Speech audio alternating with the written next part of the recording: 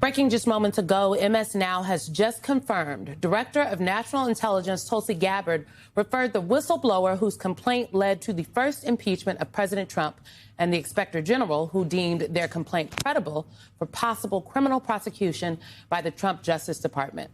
The move comes days after Gabbard released documents alleging a conspiracy behind Trump's first impeachment. Except, folks, the documents prove no such thing, okay? Also today, the Justice Department that will review this criminal referral is the same one that just asked a federal appeals court to throw out the seditious conspiracy convictions of Proud Boys and Oath Keepers who were sentenced for leading far-right extremist groups and attacking the Capitol on January 6th. Now, Trump had already commuted the sentences of these leaders, but this move would go a step further and erase the convictions. In both instances, the administration, it is not just trying to sanitize the past. It is laying the groundwork for future efforts to undermine elections, and we need to be very clear about that. Joining us now is Mark Elias, someone who is extremely clear, the founder of Democracy Docket and chair of the Elias Law Group. Mark Elias, what is the DNI doing here? They're doing Donald Trump's bidding. I mean, they are doing exactly what Simone said. They are trying to weaponize the government against Donald Trump's political opponents, right? So that's the breaking news now, is that, you know, a Department of Justice that has gone after Donald Trump's enemies is now going to presumably go after more of their enemies. You know, the acting attorney general has gone so far as to say that it's the president's duty to have the Department of Justice go after his enemies and that Americans should be happy. Those are his words, not mine. So that's part of it. The second part is what Simone said, which is that they are laying the predicate.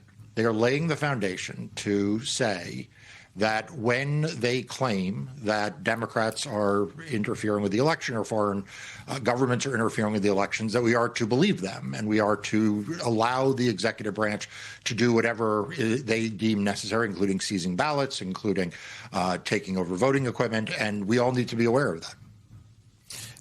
Mark, the first part, to put an exclamation point on what you just said, is largely what we see Tulsi Gabbard doing under Trump's instructions, is trying to erase history, as well as elevating the chilling effect on those inside the government who are noble public servants, to the extent that there are any remaining after the purge by this administration, who would in the future serve as whistleblowers on the behavior of this administration.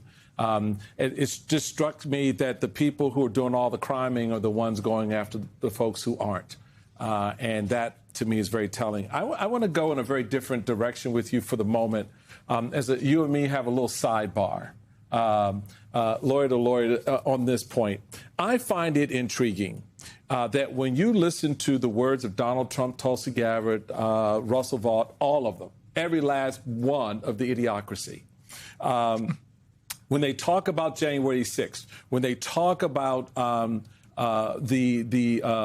voting being fraudulent or mail-in ballots being fraudulent, they say all this stuff has happened.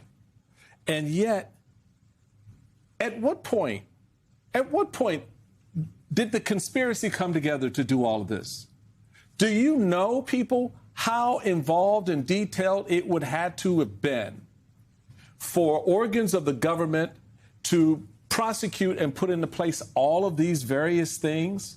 I mean, this is the part of the lunacy here, that they want us to believe this grand conspiracy now justifies them going back and rewriting that history, right? Erasing the criminality of the individuals involved because of this conspiracy by the deep state. And yet this happened under his government. It was his Justice Department, his FBI, his DNI, his NSA. All of these people were under his control. You mean none of them in all that time leading up to 2020 could see this conspiracy unfolding? Not a text, not an email, not a telephone call, not a letter, not, clandestine meetings at Starbucks? Come on. No, you're exactly right. I mean, the last point you made is to me the most important one, is that Donald Trump acts as if somehow he was the victim of the Biden administration. Let us just remember that, as you point out, Donald Trump was president when all of this was happening, right? And by the way, the thing that he was impeached over, there's a transcript of the call. Like, Yes. you don't have to listen. You don't have to listen to any witness. You don't even have to listen to a whistleblower. All you have to do is read the transcript, and you can see what he was doing with Vladimir Zelensky on that phone call. So it is like, he needs to start by saying, set aside the transcript, and then believe that my entire administration was the deep state against me. But look, this is the reason why, to turn to the recent news out of Hungary, I think we need to take partial comfort, but not complete comfort. Like, yes, it shows that people, if they are determined, can show up and vote and turn out a dictator. However, Donald Trump's movement is quite different than Orban's was. Orban's was a nationalist movement, a terrible nationalist movement, but a nationalist movement. Donald Trump's is a Trump movement. It is about him. Yeah. It's not about the country. It's not about America first. It's about Donald Trump first. And core to that is the belief that Donald Trump is always the victim. He is the victim of elections. He's the victim of foreign governments. He's the victim of the deep state in his own administration. He is always the victim. And that makes him a lot more dangerous in many respects, and is the reason why we all need to stay on guard. Mark, I don't think you move to try to rewrite the conditions or the history of January 6th unless you need those conditions right now. I don't think you move to install people who were election deniers in the government unless you want those people to act on their actions in official capacities. I don't think you dismantle accountability unless accountability is actually a threat to what's happening here. We often talk about how this is about this upcoming midterms. This is from ProPublica about the president's effort to take over the midterm elections. The people we identified as resisting attempts to overturn the 2020 results have been replaced by roughly 24, that's 24 people Trump has installed in positions that could affect elections, 10 of them actively working to reverse the 2020 vote, and the rest are associates of such people. These are the folks inside the government right now.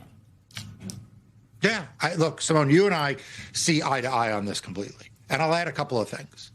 You don't seize the ballots in Fulton County just because you want the ballots from 2020, but rather you do it because you are planning for 2026. You don't subpoena ballot images from Maricopa County from 2020, except that you also want to know how to do that for 2026. A Republican sheriff in California doesn't see 650,000 ballots from a referendum that took place last year, which was a landslide, unless you are trying to figure out how to do it for 2026. Donald Trump doesn't issue an executive order saying that he is going to create a list of who is eligible to vote by mail and send it to the Postal Service and say, you cannot allow any other person to mail their ballots if they're not on my list. You don't do that unless you care about the 2026 election.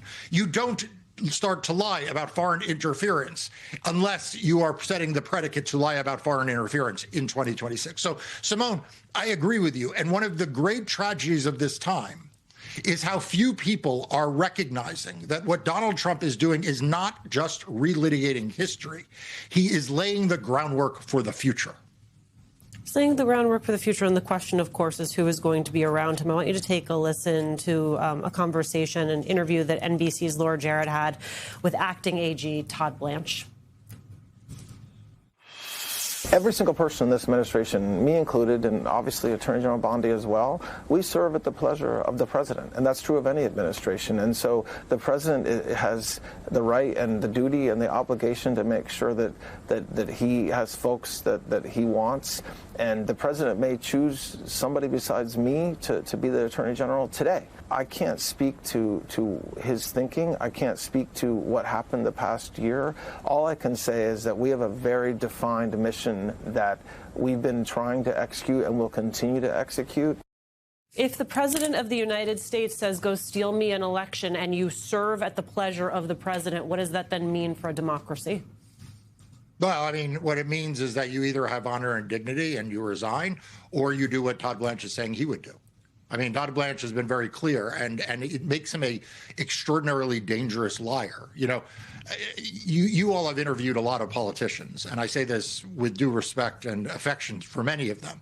But there's a way politicians lie, and that's the way that Pam Bondi lied. She would say, no, I am not doing the bidding of the president. I would never do a political prosecution.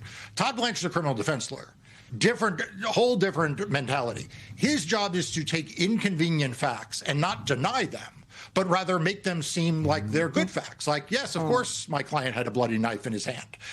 Innocent person wouldn't have the bloody knife in his hand? And so what he says is, of course we would do what the president says, Alicia. That's a good thing. That's democracy, right? So he embraces it as if doing the president's bidding to go after his political opponents, to undermine free and fair elections, as if that is a virtue instead of the totalitarian actions of an authoritarian.